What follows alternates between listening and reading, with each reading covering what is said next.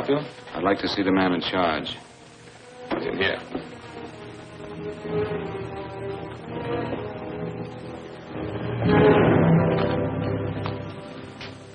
I want to report a murder.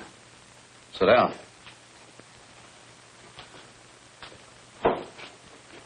Where was this murder committed? San Francisco, last night.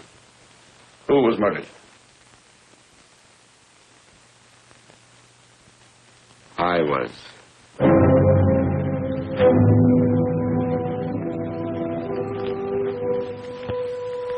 Well, do you want to hear me out or don't you, Captain? I don't have very much time.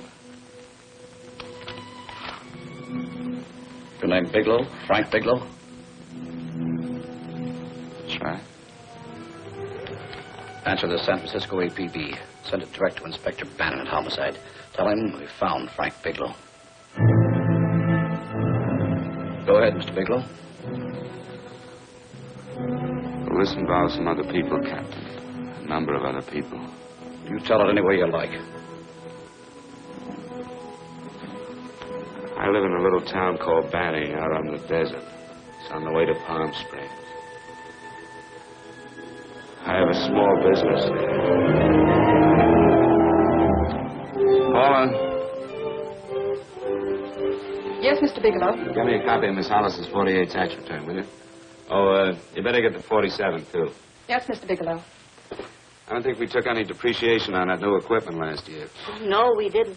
I remember you said we could include it all this year. Sure, we can. Hey, Frank. Yeah, well. Peterson says he wants a financial statement before he can give me my loan. Hello, Kitty. I will. Well, I'm leaving for San Francisco today, but I'll be back in about a week. I'll take care of it for you then. Sure is a scorcher, isn't it? Well, I've seen him worse. Well, have a nice time, Frank. Yeah, thanks, Will. Paula, why don't you come down to the place and let me give you another permanent? Makes your hair so much easier to manage in all this heat. I can't afford it right now. Maybe next month. Yeah, here it is. No, we didn't take it. Well, we can do it this year. You work it out any way you think fit. Have a nice trip, Frank. Sure, Kitty. See you when I get back. Bon voyage. Why don't you come down anyway, Paula? We'll work out a deal on that permanent. Thanks. Maybe I will.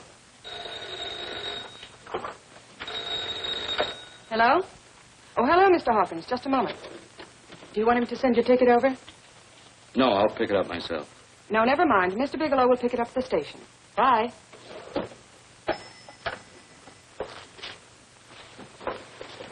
I want to go with you, Frank. Now, Paul, I'm just going on a little vacation. You know that? You want to go without me, don't you? Be gone just a week. And I suppose you just made up your mind to take this little vacation at 9 o'clock this morning? No, Paul, I meant to tell you about it a few days ago. I guess I forgot. Oh, you forgot. Paula, don't be like that. Don't be like what? You just drop a little announcement that you're going away. Not tomorrow or next week or next month, but today. No explanations, nothing. And I'm supposed to swallow the excuse that you need a little vacation. I just want to get away from town for a few days, that's all. Get away from this town or get away from me. Oh, Paula, please try to understand. How can you ask me to understand anything like this? No, I'm sorry, but I don't understand. Go to San Francisco, but don't expect me to be waiting for you when you get back.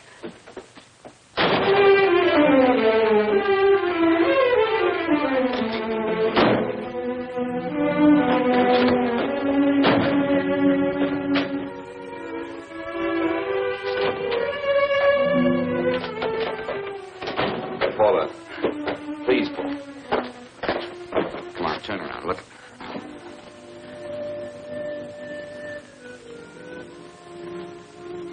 Come here. Why do you do this to me, Frank? Why can't you be honest with me? As honest as I am with you? Do you have to go? I have to go, Paula. I know what I'm doing. All right, go. Go anywhere you like. You can go to blazes for all I care. Paula. Paula. Yes, I know. I'm being foolish. Come here.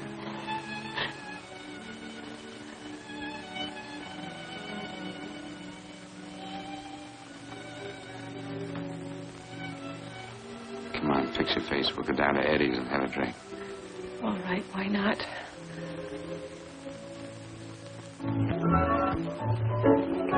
Hi, Paula. Hi, Eddie. Give us a couple of cold beers, will you? Coming up. Hi. Come on. Oh, what a relief. This air conditioning feels good. I sure wish we had it in the office. It'd make working a pleasure. Well, if it stays this hot, don't bother going in the rest of the week. I win 2 races today. How many did you lose? And you would have to ask that. Kind of early for you two, ain't it? Too hot to work. That's what I like to hear.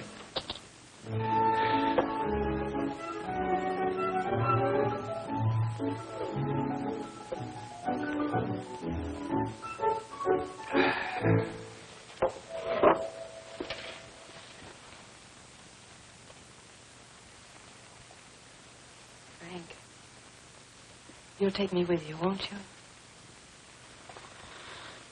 You will, won't you? Or am I crowding you? What do you mean, crowding me? Maybe you do need this week away alone. Maybe we both do. I know what's going on inside of you, Frank. You're just like any other man, only a little more so. You have a feeling of being trapped, hemmed in, and you don't know whether or not you like it. Look, Paula, I'm going to be honest with you. I care too much for you not to be honest with you. I'm as much concerned for your happiness as I am for my own. I know you've had one bad experience, Frank. I know all about it. But you don't know what it can do to two people, Paula. And the woman always gets hurt more than the man. I don't want you to get hurt, darling. More than anything in the world, I don't want you to get hurt.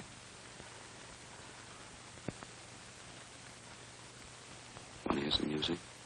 All right, Frank. Got a couple of nickels, Eddie? Yeah. This won't bother you, will it? Next result doesn't come in for half an hour.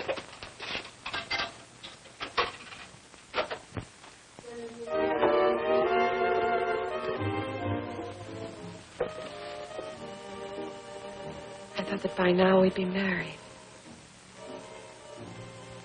No, I'm not going to crowd you anymore, Frank. Go to San Francisco. I don't like it, but I'm convinced that you must go. I want you to be very sure, Frank. If it's right, and I believe it is, we'll have something really wonderful together. If it isn't, we should both know it as soon as possible. So you see, even if I could stop you, I wouldn't do it now.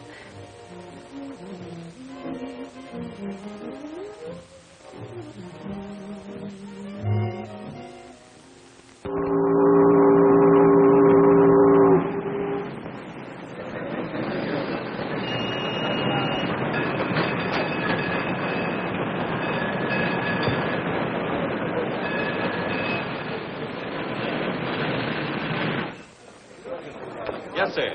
My name is Bigelow. I have a reservation. Yes, sir.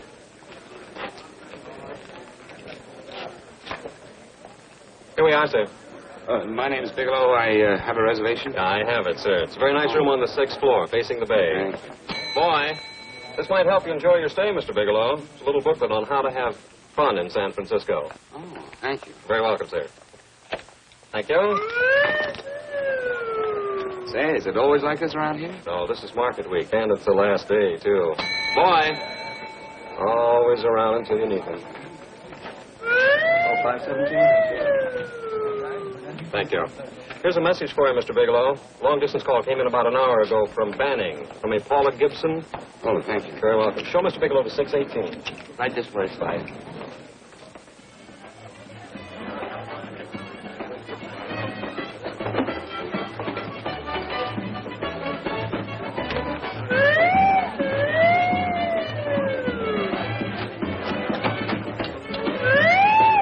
Right this way, Mr. Bigelow.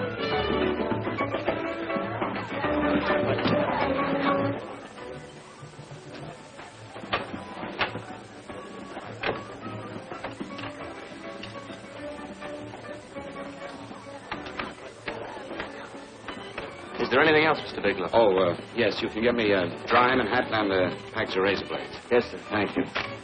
Oh, and you can leave that door open. Hello, operator. I want to speak to Miss Paula Gibson in Banning, California. Yeah, that's right. No, I'll wait. Hello? Hello, Paula. Oh, hello, Frank. How was the trip? Fine, just fine. Having a miserable time, I hope. Well, I don't know. I just got in. Market week. The place is crawling with traveling salesmen. You know, Charlie Anderson found out that you went away and he asked me to go out with him. Oh, really? How did he make out? I'm considering it. Is that what you called to tell me? I'll have you know that this call is strictly business, Mr. Bigelow. Did a Mr. Phillips phone you? Eugene Phillips of Los Angeles. No. He will. He phoned the office 3 times today. Said that he wanted to get in touch with you immediately. He said it's most urgent and imperative that he reach you at once. What did he want? I don't know. But he sounded deep, dark, and mysterious and quite agitated about something. Phillips. Have we ever done any business with him? Not unless you've been keeping it a secret from me. I looked through all the accounts. Why did you tell him you could reach me here? You know I'm supposed to be on vacation. So you told me. And so I told him, dear heart. But the gentleman didn't seem to respect your temperamental moods the way I do. He was very insistent that he speak to you before it's too late, as he put it. Well, tell him you tried to get in touch with me and I've changed my plans and you can't reach me. He won't talk to me. I told him that I was your confidential secretary, but I guess I didn't sound confidential enough. So I told him that he could reach you there this evening. Well, call him back. If it's as important as he says it is, he'll talk to you. Otherwise, he'll just have to wait until I get home. Ma, aren't we adamant this evening? All right, shall do. And Frank. Yeah? I don't quite know how to say this. Say what? But what I want to say is that there's nothing you can do that you ever have to feel guilty about. Oh. Sure. Thanks, Paula. I'll call you tomorrow.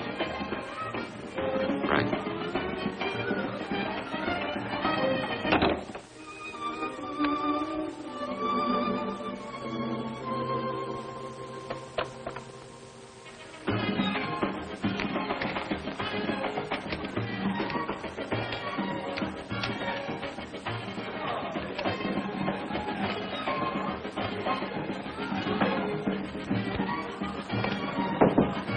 Oh, just put it there, please.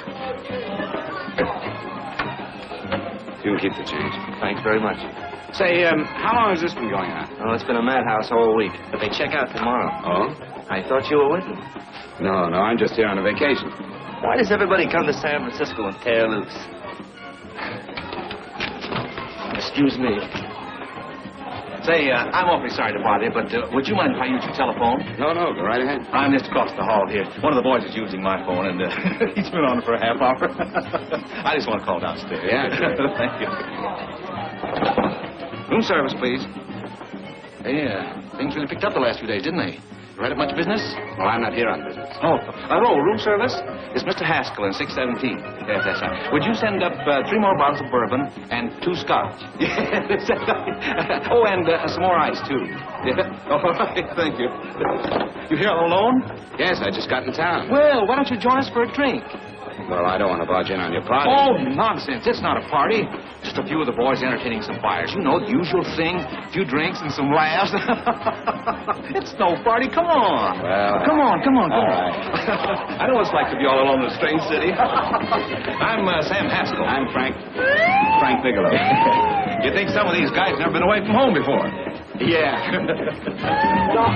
Hey, quiet down a minute. Hey, will you quiet down a second? I want you to meet Frank Bigelow. Hello.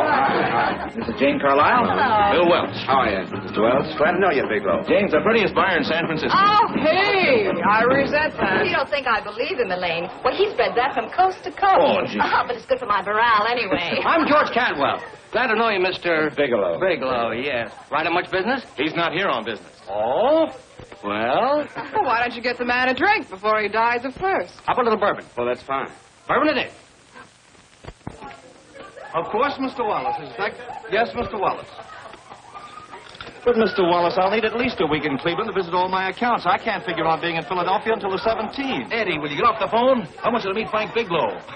That's his boss. He's been trying for an hour to get his expense account boosted. Yeah, the way this guy holds on to a dollar, you'd think they weren't printing them anymore. Yes, Mr. Wallace. I'm leaving here the first thing in the morning. Yes, sir. Oh, keep your hips loose, Harry, like this. Oh, yeah. How's he doing? Oh, there's nothing wrong with Harry Drummer. The 2 years ago at the Murrays, what do you see? Hey, now, wait a minute. I was doing all right. This is Sue and Harry Brandis. Hello, good to meet you. How are you? Where'd you find her, Sam? On a dance marathon? Bourbon. Really? Say, I'll bet you could do the rumba. Well, a little, but I'm kind of rusty. Anything would be an improvement after Harry. Oh, how do you like that? Well, here goes. Hey, you're good. Oh, my wife, she's a good dancer, isn't she, Bigelow? Oh, yeah. Fellas, I thought you were going to show us a good time tonight. Is this doing the town? That's right. We practically bankrupt our stores to buy everything you've got. Then you keep us in this hotel room. I agree. This is my last night to howl before I go back to being a dutiful housewife. Well, it looks like we're stuck, boys. This is where we blow all our commissions in one night. And you're coming with us, Bigelow. Oh, no, thanks. You run along. I've got to get unpacked and have dinner. Oh, no, you're not going to get away from me. Now that I found a man who can dance, I'm going to hang on to him.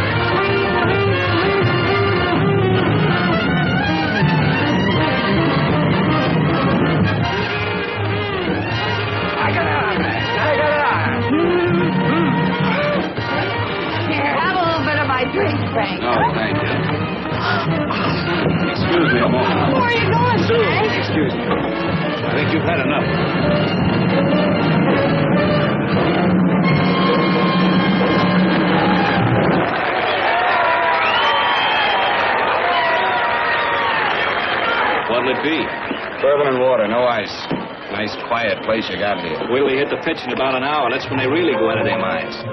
Who's the blonde? Oh, she's one of the chicks that hangs around here. She's jive crazy. Come again? Oh, you ain't hip, pal. Jive crazy means that she goes for this stuff. Just between you and me, I don't get it either, but I gotta listen to it. They're all connoisseurs, music lovers. Me, I like Guy Lombardo. What's the matter with him? Oh, he's flipped. The music's driving him crazy. Come down, Jack.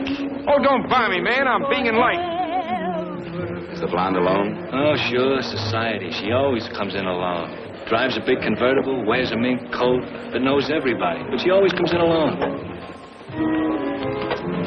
Thank you. I wanted to kiss you. I tried to... Give me another blast, Leo. What's your story, Jeannie? Easy.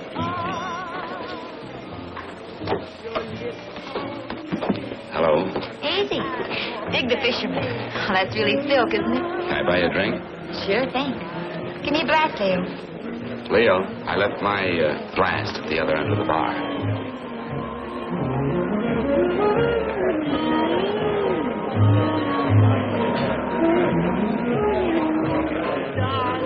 My name is Jeannie. What's yours? Frank? I've never seen you here before, Frank. Well, I've never been here.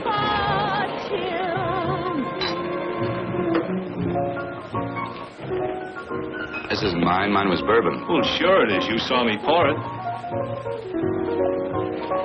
Give me a fresh drink. Anything you say. Oh, listen to that piano.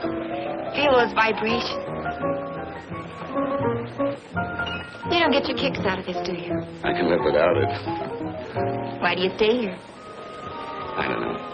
I bet I know. You're lonely in a big city. Why, you don't have to go into a routine with me. I like good company, too.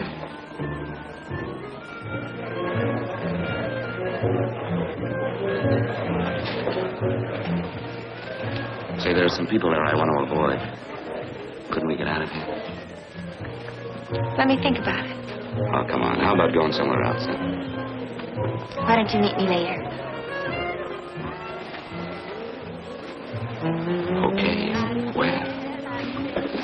I tried to forget you, but you whispered, darling, I love. Call me at that number later. It's my next stop.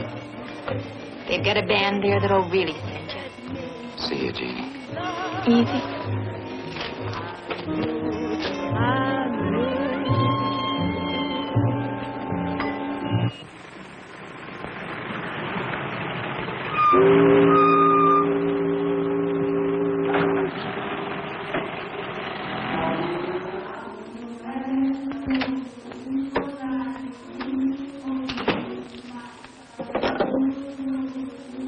Never mind, operator.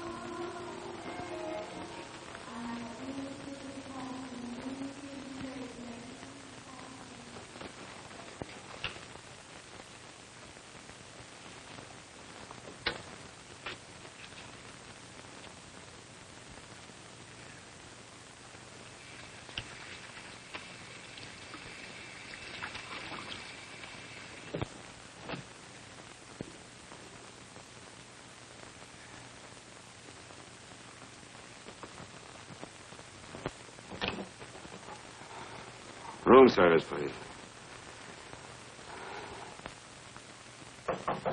Come in.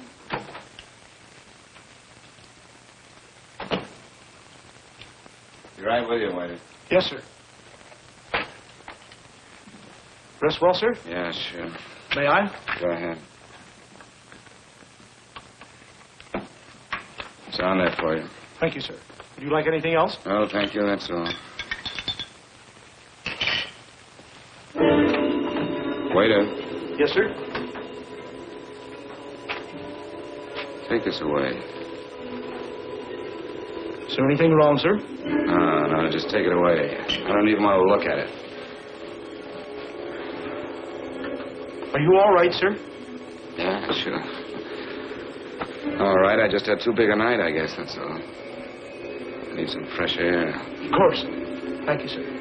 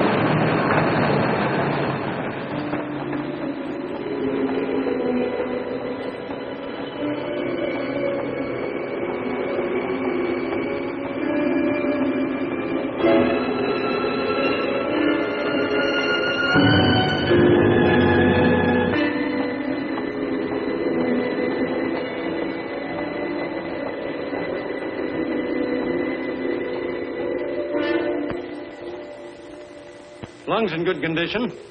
Blood pressure normal. Heart fine. Well, it's a good thing everybody isn't like you, Mr. Bigelow. Put us doctors out of business. I'm glad to hear it, Doctor. I was a little worried. Don't let a little bellyache worry you. Could be just the change of climate. Well, it isn't exactly an ache, Doctor. It's kind of hard to describe the feeling. Maybe it was the drinks I had last night. I might have mixed them too much, huh? Let's have another look at that throat. You may finish dressing now, Mr. Bigelow. I want to get the results of those tests we took. Thank you, Doctor.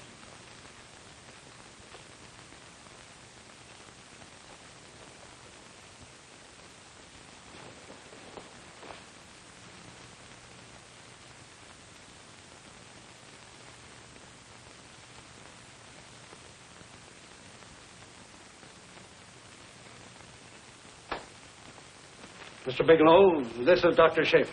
Hello, Doctor. How are you? Sit down, Mr. Bigelow. According to the information you gave Miss Wilson, you're not married, Mr. Bigelow. That's right. Do you have any relatives, family, anyone in San Francisco? No, no one. I don't know a soul in San Francisco. Where is your home? What is this, Doctor? Why all the questions? You're a very sick man, Mr. Bigelow. Sick? But you told me I was in good shape. Yes, I know. But my preliminary examination didn't reveal your true condition.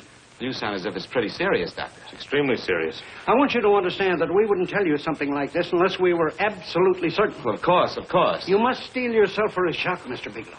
Well, go on, Doctor. What is it you're trying to tell me? Our tests reveal the presence in your body of a luminous toxic matter. What is that exactly? A poison that attacks the vital organs. Poison? We have no alternative but to tell you this. Your system has already absorbed sufficient toxin to prove fatal. I wish there was something that we could do. What do you mean, wish? You mean there's nothing? There is nothing anyone can do. This is one of the few poisons of its type for which there is no antidote. This is fantastic. This is the most ridiculous thing. You don't have very long. What do you mean? A day. Possibly a week. 2 weeks at the outside. It's hard to say exactly. Oh, this is impossible. I don't believe it. You've made a mistake. That's it. It could be a mistake, couldn't it? You have made a mistake, haven't you? Answer me. Dr. Schaefer is an authority on toxicology. Been no mistake, Mr. Bigelow. Do you realize what you're saying? Well, you're telling me that I'm dead. Do you think you can explain my life away in just a few words? Why, I don't even know who you are. Why should I believe you? You must calm yourself, Mr. Bigelow. We want to offer you every assistance that we... Assistance? Who wants your assistance? Who wants anything from you? You're nothing but a couple of phonies. Why, I think you're crazy. That's it. You're crazy. The both of you. You're crazy.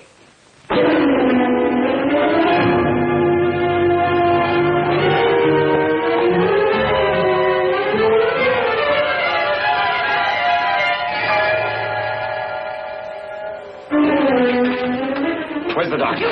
Come on, tell me. You've got to go through this before you come here. What's the trouble here? What's the matter with you? Doctor, I want you to examine me for luminous poison.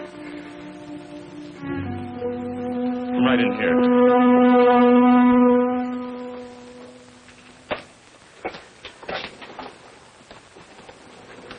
Yeah, you've got it all right. Your system has already absorbed it.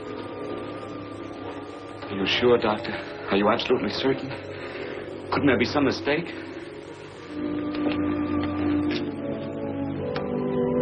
There it is. Toxin is actually luminous in the dark. Now there's no doubt about it, Bigelow.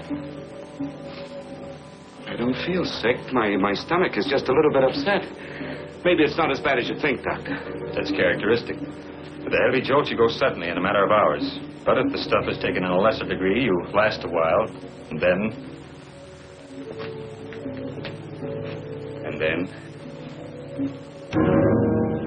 Give it to me straight, Doctor. Well, a number of things are involved. The systemic condition of the individual, the amount consumed, exertion... Yes? You won't feel too badly for a while. Then it will happen suddenly. A day, 2 days, a week at the most.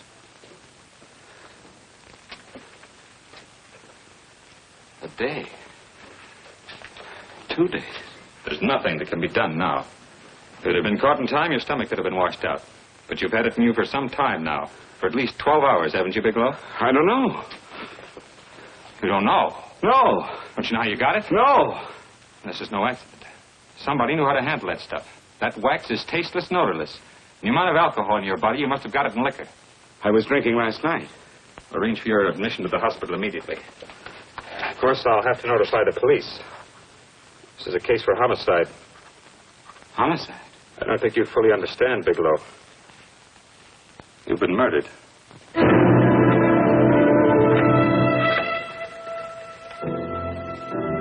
Get me police headquarters, please. Homicide Bureau.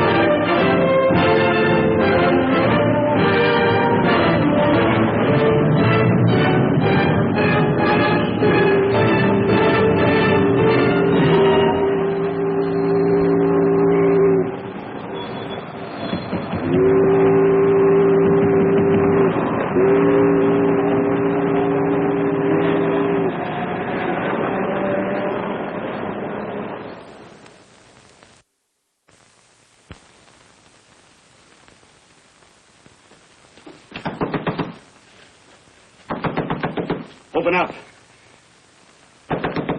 Open this door, I tell you. Open it up or I'll break it down. Where are those men? Where are those men who were here last night? I don't know. There are no men here. Please go away. Don't lie to me. Where are they? Mister, this lady just checked in. Those men aren't here no longer. They checked out the hotel early this morning. Checked out? Please go away. I'm sorry. I'm terribly sorry.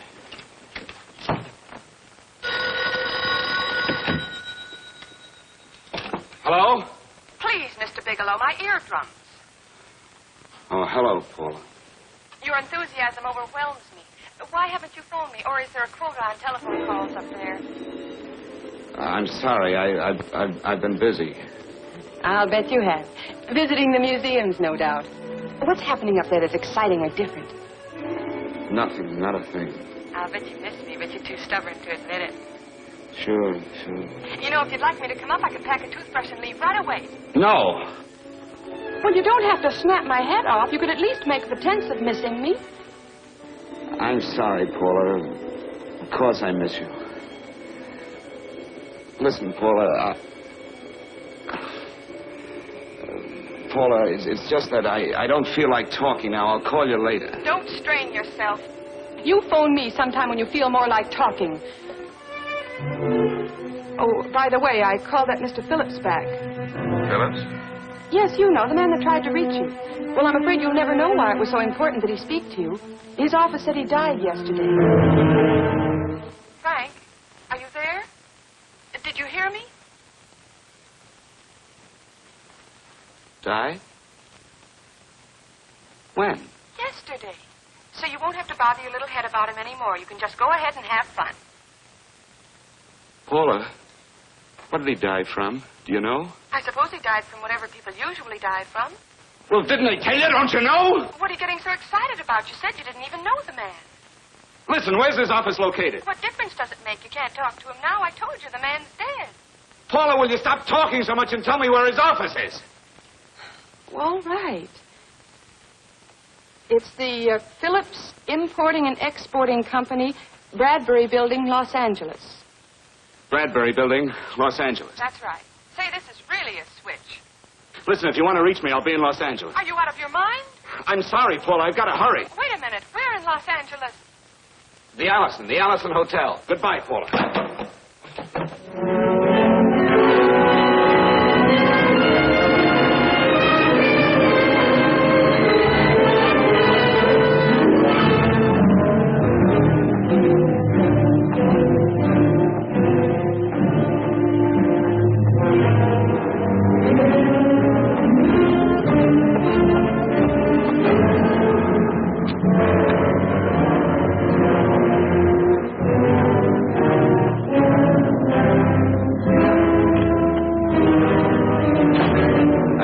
Someone in charge here. What is it in regard Well, to? it's a personal matter. It's quite urgent.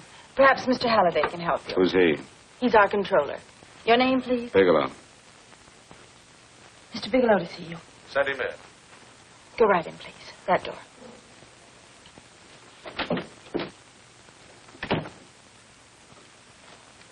Mr. Bigelow? How are you, Mr. Halliday? What can I do for you?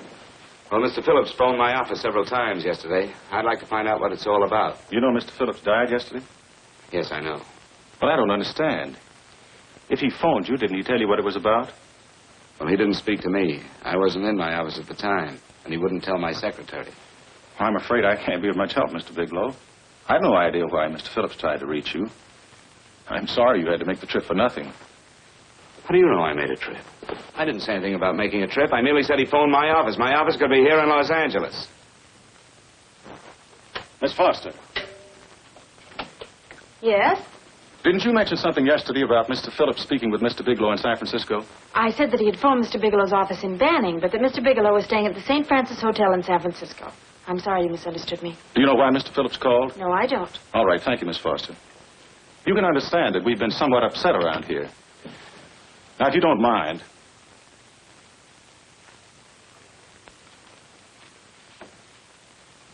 Did Mr. Phillips have a wife, family, anyone that could help me? you can't intrude on people at a time like this just to satisfy some curiosity. It isn't just curiosity. Then I suggest you wait a week or so. I can't wait. Well, I'm sorry you'll have to. Well, there's always a phone book. You're a pretty aggressive fellow, Bigelow. Are you quite sure that this is as important as you make it appear to be? It's important. Mrs. Phillips lives at the Sunset Arms Apartments. Thank you. I needn't tell you she's under a strain. I suppose you're capable of using a little more tact with her than you demonstrated with me. I think I can handle it. By the way, what was the cause of Mr. Phillips' death? Suicide. He leaped from the balcony of his apartment.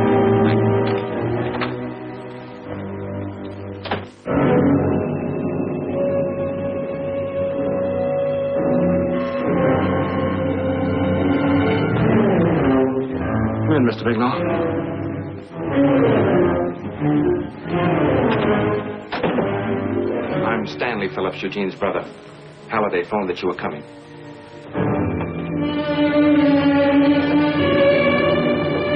This is my sister-in-law, Mrs. Phillips. I'll try to make this as brief as possible, Mrs. Phillips. I'm afraid I can't be of any help to you, Mr. Bigelow. I haven't the slightest idea why my husband wanted to speak to you. guess Halliday covered just about everything. Did your husband ever mention anything about me, Mrs. Phillips? Anything at all? No. I can't recall Eugene ever having mentioned your name.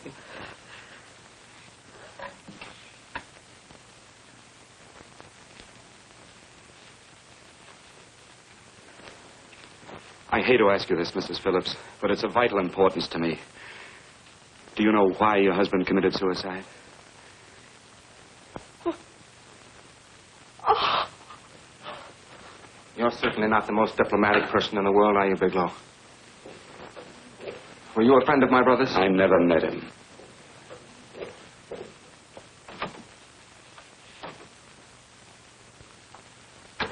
My brother was in a jam, a pretty bad jam. He was arrested 2 days ago. He sold some iridium to a dealer by the name of Majak. It's a very rare metal, very costly. Anyway, the iridium turned out to be stolen. He was released on bail yesterday, but he faced a pretty stiff prison term.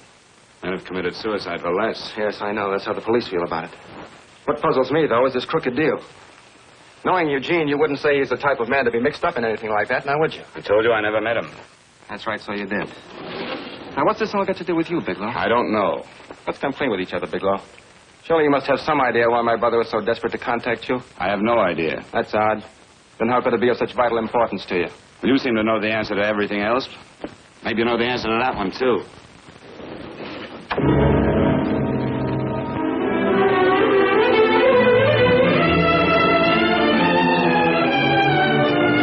There's a message here for you to call operator 82 at Fanning. Oh, thank you. Show Mr. Bigelow to room 821. Say, would you have the operator put this call through to my room right away? I'll take it up there. Thank you.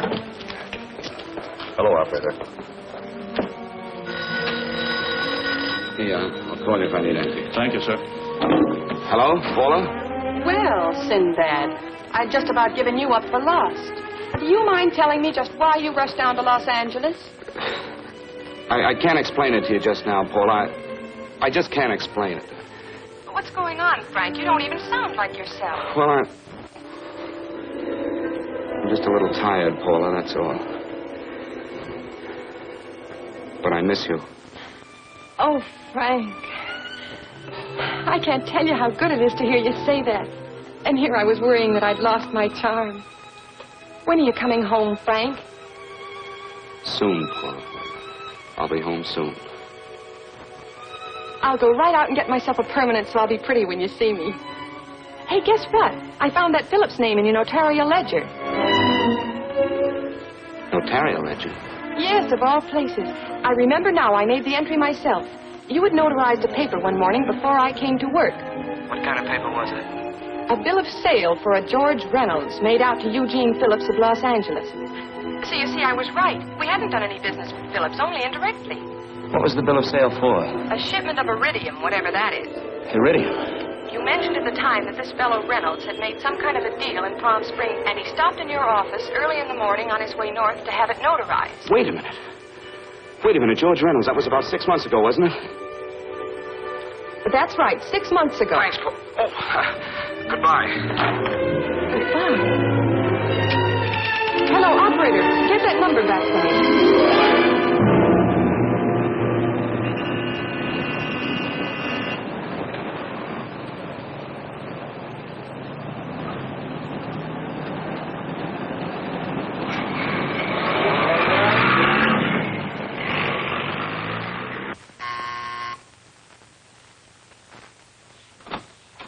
I've got to talk to you, Mrs. Phillips. Please, go away. I want to be left alone. But I found out why your husband wanted to see me. It was in connection with a bill of sale. Come in. Thank you. What do you know about a man named George Reynolds? George Reynolds? Yes. Why, that's the man my husband claimed sold him the iridium. And what did Reynolds claim? Reynolds disappeared. Yes? About 2 months ago, my husband grew suspicious that something was wrong. Since then, he tried in every way to locate Reynolds, but could find no trace of him. But I don't get it. Your husband could have proved he made a legitimate deal by showing the bill of sale he got from Reynolds. Then there was a bill of sale? Yes, of course there was. My husband swore there was, but at the time of his arrest, he couldn't find it. It was mysteriously missing. Well, then, if your husband could have shown proof, it would have been George Reynolds who would have faced the prison term. Eugene was convinced that Reynolds had stolen the bill of sale. He was the only one who had reason to eliminate evidence of the transaction. Thank you, Miss Mrs. Phillips. Thank you very much. You've been very helpful. Oh, if you'd only come sooner, Mr. Bigelow. My husband might be alive today. I know.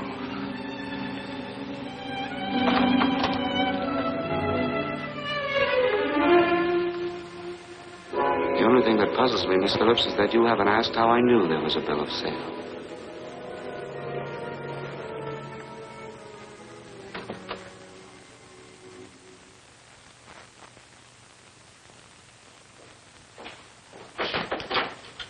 Mr. Holliday isn't in. He should be back shortly.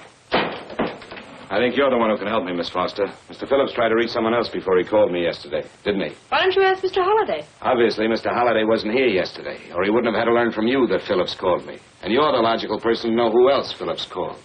I don't believe that's any of your business, Mr. Bigelow. Don't think you're revealing anything confidential, Miss Foster. I know that he tried to reach somebody else. Mrs. Phillips told me. You're bluffing, Mr. Bigelow. I don't know what you're after, but you're trying to trick me. Mrs. Phillips didn't tell you a thing. How do you know that? Mrs. Phillips knows nothing about it. She doesn't. Well, why wouldn't she? Wait a minute. I was talking about George Reynolds. Who did you think I meant? Just who is it that Mrs. Phillips doesn't know I about? told you before, that's none of your business. All right, young lady, I'm going to give it to you straight. Phillips was murdered. Murdered? I don't believe you. He told me because he needed me to clear him. Phillips was innocent. Innocent men don't have to jump out of windows. Murdered? Just who are you trying to protect, Miss Foster? Why are you so afraid to tell the truth? I'm not protecting anybody. I haven't any more to say. All right, young lady, listen to me. This thing is going to explode wide open. If you've got nothing to hide, you better start talking. Or maybe you are mixed up. No! Well, then, come on. Mr. Phillips called Marla Rakubian. He went to see her yesterday morning. Who's Marla Rakubian? She's a model. She and Mr. Phillips used to be quite friendly, but he hadn't been seeing her for quite some time. Come on. The last couple of months, he'd been trying to locate her and finally learned where she lived yesterday morning. When he returned from seeing her, he was terribly upset and excited. That's when he had me put in the calls for you. When he couldn't reach you, he went home. The last time I saw him alive. Give me Marla Rakubian's address. I don't think Mr. Phillips realized I was aware of his friendship with Marla Rakubian, and out of respect for him, I never intended to tell anybody. I had no idea that she had anything to do with the trouble he was in. I admire your discretion, Miss Foster. You know, you must be pretty friendly with Stanley, Miss Foster. He knew how desperately his brother tried to reach me yesterday, and he wasn't even here at the time. And now you seem to know all about what happened in Mrs. Phillips' apartment.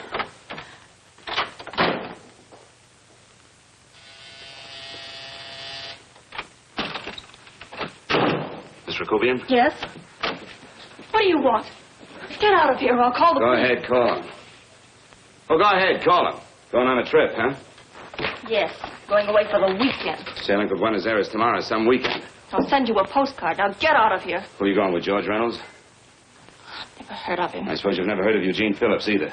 Just who are you? What do you want? Never mind who I am. Where's Reynolds? I told you I don't know him. Now will you get out of here and leave me alone?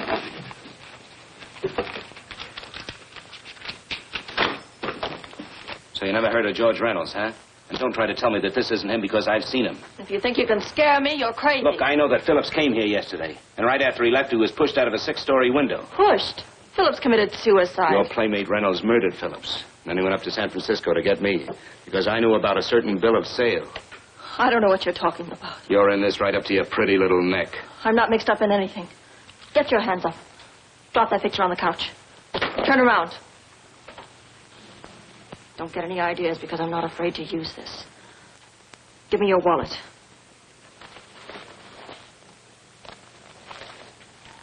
Frank Bigelow, Hotel Alex. All right, now where's Reynolds? I don't know. I don't know where he is. Is that what you told Phillips yesterday? I told him exactly what I'm telling you. I haven't heard from him in months. Yeah? You're mighty careful of the picture of the man you haven't heard from in months. What does the Ray stand for? It was a pet name. Do you mind? Oh, it sounds very cozy, Miss Rakubian. You and Reynolds call each other pet names while you make a sucker out of Phillips. Phillips made the deal because he wanted it. Yeah? I'll bet you weren't above using what it takes to help make him want it. Who's paying for this trip? I am. Really? A first-class trip to Buenos Aires on a model salary. Don't make me laugh. Since you and Reynolds aren't seeing each other anymore, you don't mind if I keep this to you. If I were a man, I'd punch your dirty face in. No, I really believe you would. Oh, I almost forgot. Your tickets. Don't be surprised if I'm there to see you off.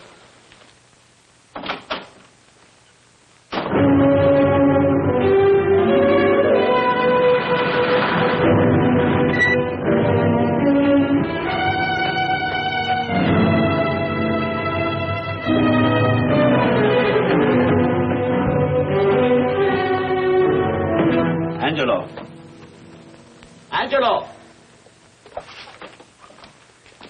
Oh, Angelo. Do you remember taking this picture of George Reynolds? I take so many pictures, I can't remember them all. This gentleman is a friend of his and would like his address. We have no card on him.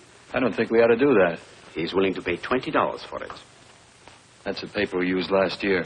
Of course, you understand we usually don't give out the information about our clients. I know. You're a couple of high-class fellows. Thank you. Revealing anything confidential is against the ethics of our establishment. That's right. Honesty is the best policy. Of course. But in your case, inasmuch as you're a personal friend of Mr. Reynolds... Thanks. I knew you'd come through. Got it. Here it is. We don't have his address. He must have called for the picture. But he couldn't have been a very good friend of yours, mister, because his name is not George Reynolds. It isn't? Well, what is it? It's Huh? Oh. Yeah. It's Raymond Rakubian. Rakubian? What's so unusual about that? The picture's signed Ray, isn't it? Yeah. Yeah.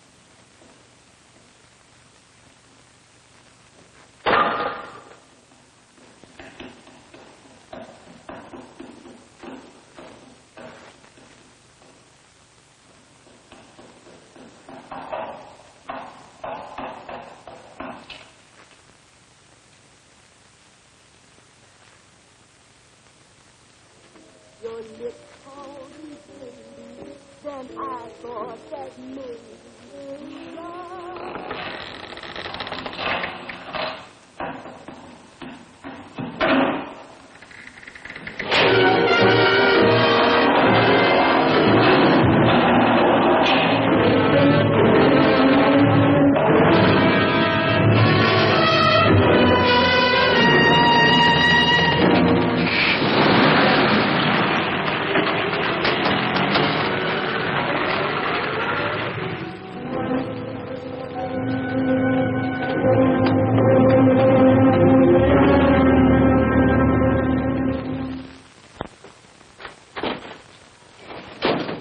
Bigelow, are you all right?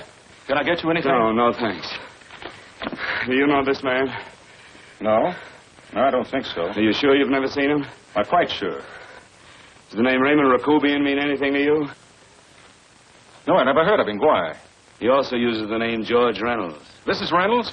That's right. Well, where can we find him? That's what I want to know. Tell me something, Halliday. You're the controller here. How come you didn't know about that bill of sale? Phillips made that deal before I came to work here. Yeah, but you still keep records, don't you? For some reason, which is none of my business, Phillips preferred to keep that among his personal papers. Now, does that answer your question? You came in here today asking for some information that you needed, and I tried to be as cooperative as I could. But now you're beginning to annoy me. So get out before I throw you out.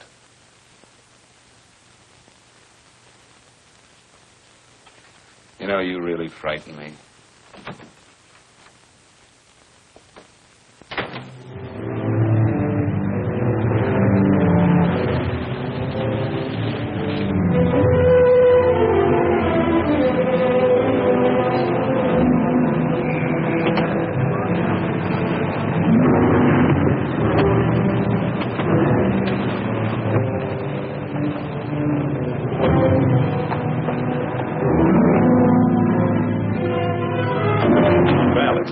you showed up, Bigelow. Go ahead, Dave.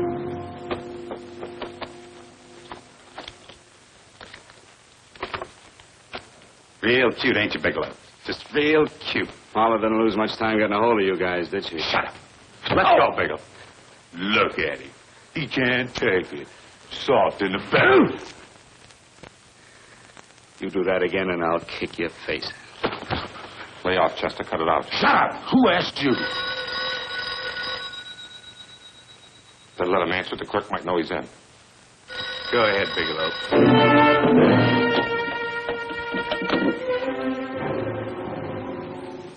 Hello? Frank.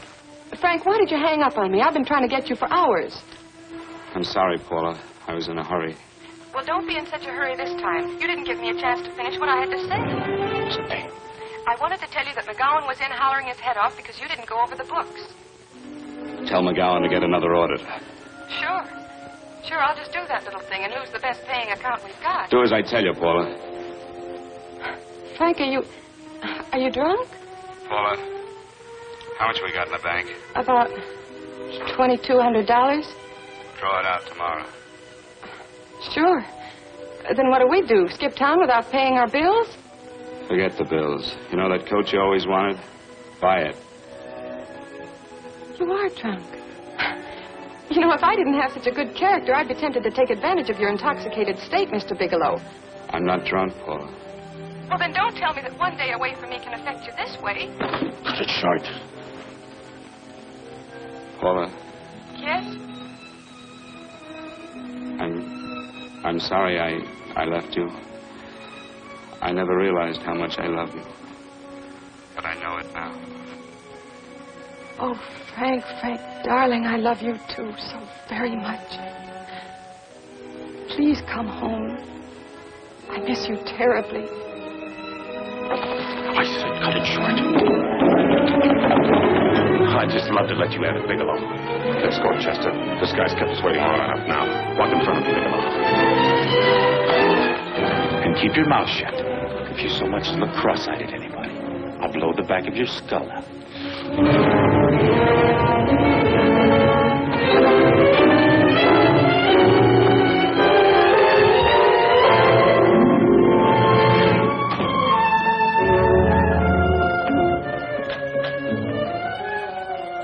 Bigelow's real cute. He wanted to get tough with Chester. He don't know Chester. Did you get the picture? Don't I always get what Mr. Majak sends me after? Majak? That's right. I'm the dealer who bought the iridium from Phillips. I get it. You have Rakubian unload stolen stuff on Phillips with the help of Marla here, and then you buy it back from him. Oh, you certainly made a sucker out of Phillips. What is it, Mr. Bigelow? Exactly what is on your mind? I'm looking for Raymond Rakubian. What? Well, now, Marla here has told you everything else. I'm sure she must have told you that, too. You don't expect me to believe this conversation. So, what is on your mind? I mean, underneath.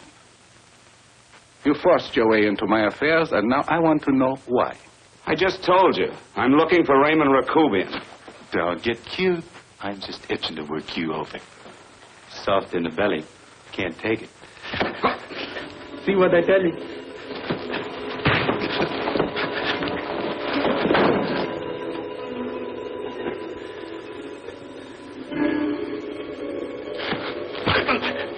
Can't do that to Chester. I'm going to blow your guts out. Easy.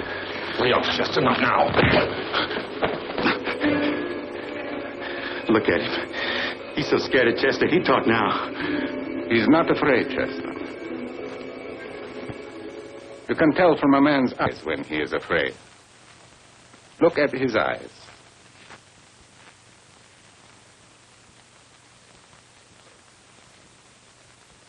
Oh!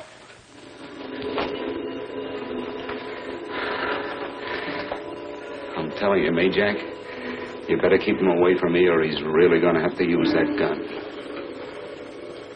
Go away, Chester, please. Do what I tell you, my boy. Please. And help Dave. Sure. You're pain. He's an unfortunate boy.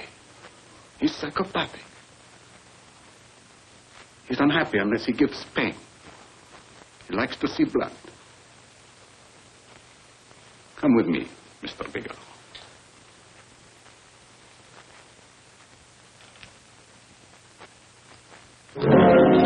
Raymond Rakubian was my nephew. He could not possibly have tried to kill you. He's been dead 5 months.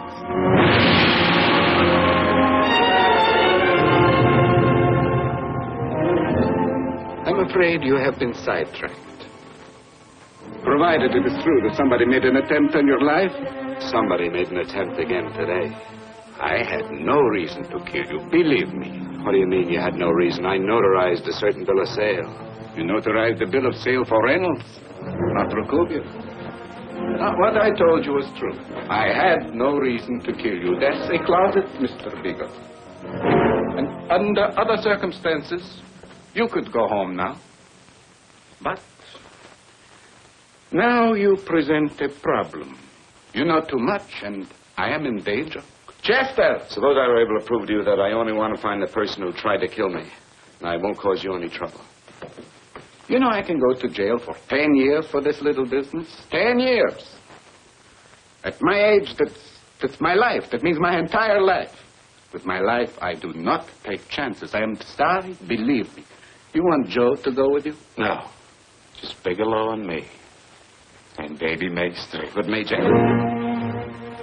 Goodbye, Mr. Bigelow, and forgive me. Let's go, Bigelow. I guess you won't be there to see me off.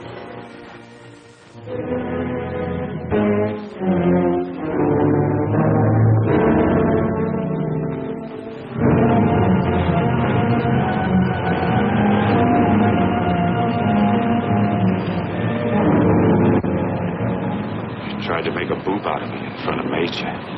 You shouldn't have done that, Bigelow. I don't like that. I'm going to enjoy this, Bigelow.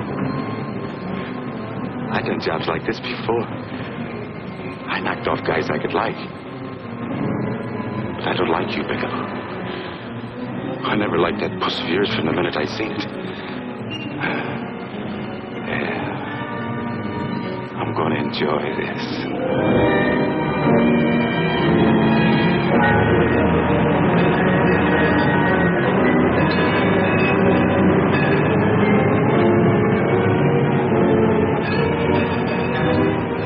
Scared yet, are you, Bigelow? But you'll be scared. Goodness scared. I think I'll give it to you in the belly. You don't like it in the belly?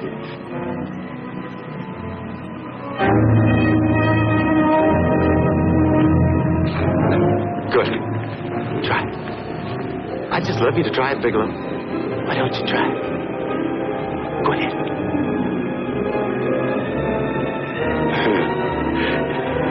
Didn't have the nerve, did you, Bigelow? I think I'll give it to you right in the belly.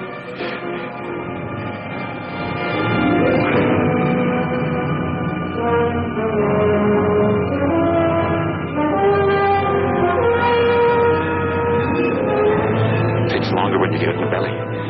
It's nice and slow. That's the way I want to see you go, Bigelow. Nice and slow.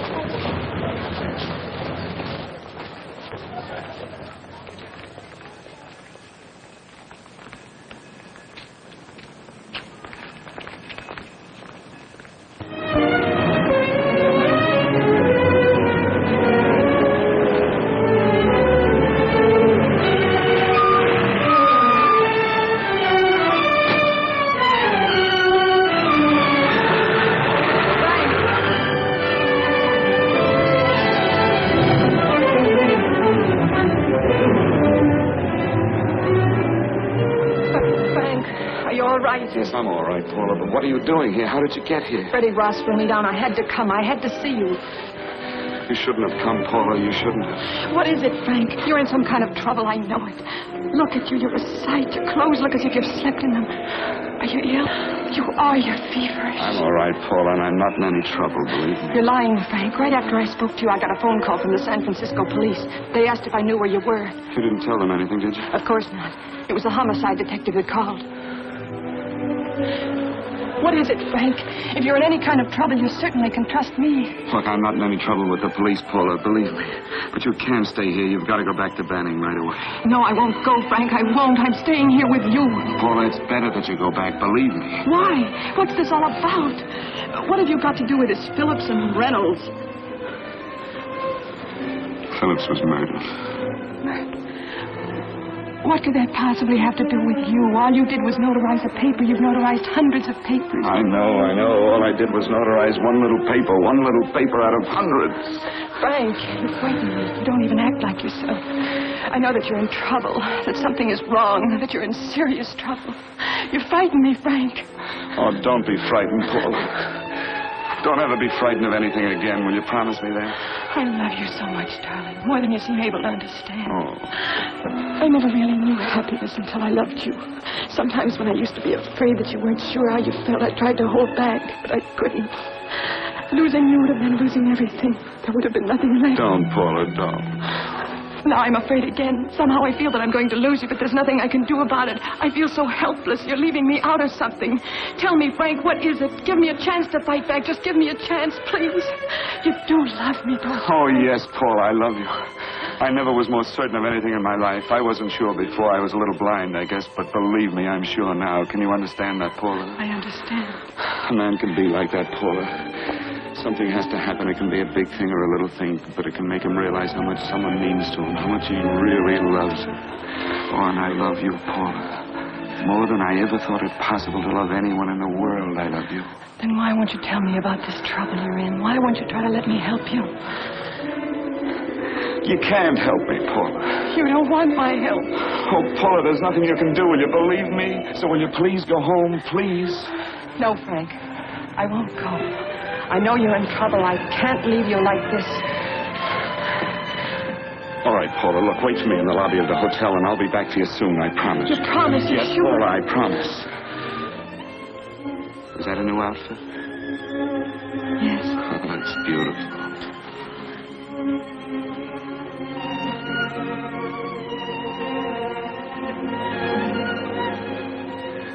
You'll come back to me, won't you, Frank? Yes, Paula, I'll come back, I promise. Please hurry, darling. Oh, I love you. I love you, Paula.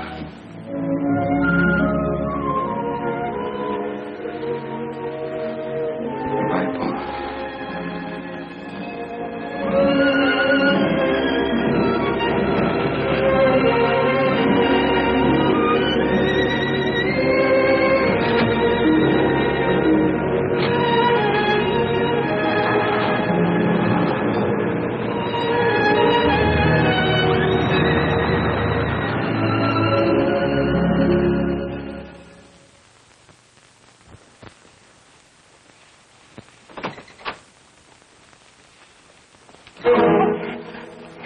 Stanley here?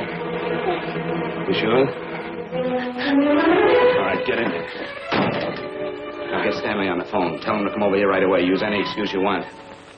What are you going to do? What was Stanley going to do when he used me for a clay pigeon today? I don't know what you're talking about. Don't act innocent with me. I felt it at once. I don't know what you mean. I told you everything you wanted to know this morning. Yeah, you told me just enough so I'd get sidetracked and wouldn't know that Stanley was the one I was after. Stanley? Oh, no. You and Stanley have been together on this from the start. Now, come on, get on that phone and call him. Don't let him know I'm here. Bigelow.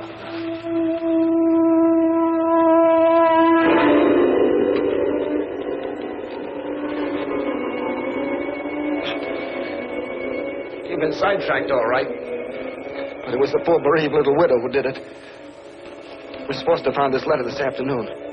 It's in my brother's desk at the office. It's postmarked 2 years ago. It isn't exactly the kind of a letter that a married woman gets from a casual friend. But I'm sure my brother wasn't aware that they were so well acquainted when he hired Halliday. What's the matter with him? out right since dinner.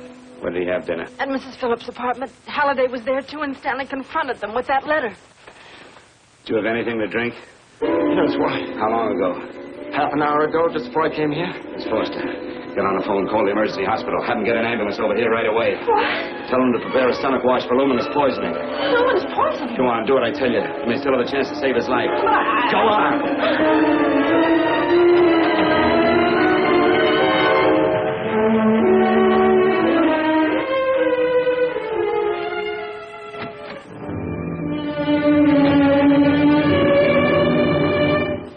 I found George Reynolds, Mrs. Phillips. He's been dead for 5 months. And he didn't steal a bill of sale. No, he didn't. But you could have stolen it. How dare you? You knew who I was when I came here today. But you were surprised to see me alive, weren't you? But I'm not alive, Mrs. Phillips. Sure, I can stand here and talk to you. I can breathe and I can move. But I'm not alive. Because I did take that poison. And nothing can save me. What are you going to do? If I kill you now, I have nothing to lose. No, you've got to listen to me. You've got to give me a chance. But I didn't have a chance. It was Halliday. Believe me, it was Halliday. He made me steal the bill of sale. He planned everything. What about this letter? Your husband knew about you and Halliday. He found it only yesterday. He accused Halliday. They fought, and Halliday pushed him over this balcony. And why me? Why did he want to kill me? Because you could have proved there was a bill of sale, that my husband had no reason to commit suicide. Halliday was desperate after he killed my husband. He found out about the phone calls to you. He thought you spoke to him, that you knew enough to involve him.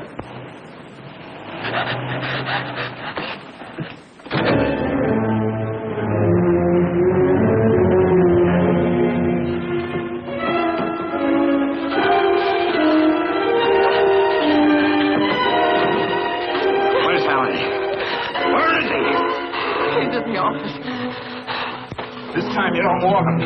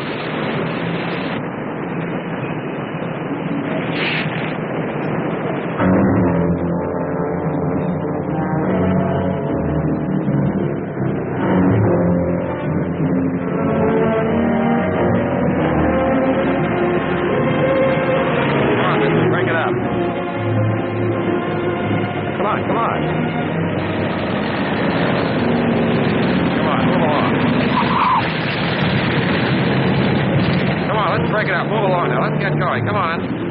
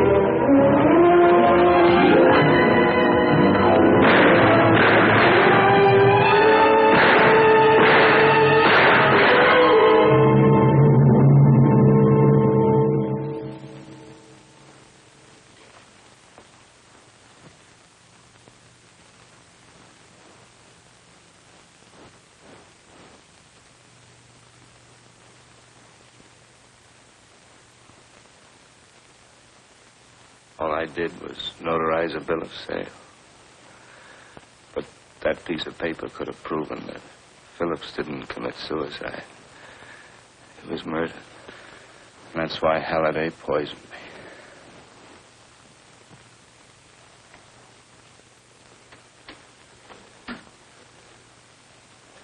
Would you?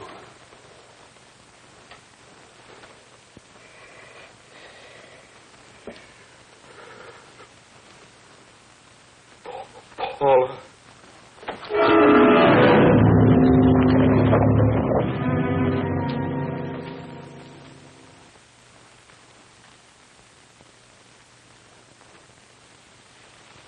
Call the morgue.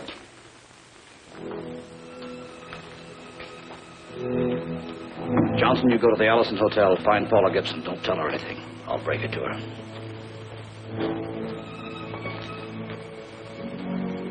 How shall I make out the report on him, Captain? Better make it dead on arrival.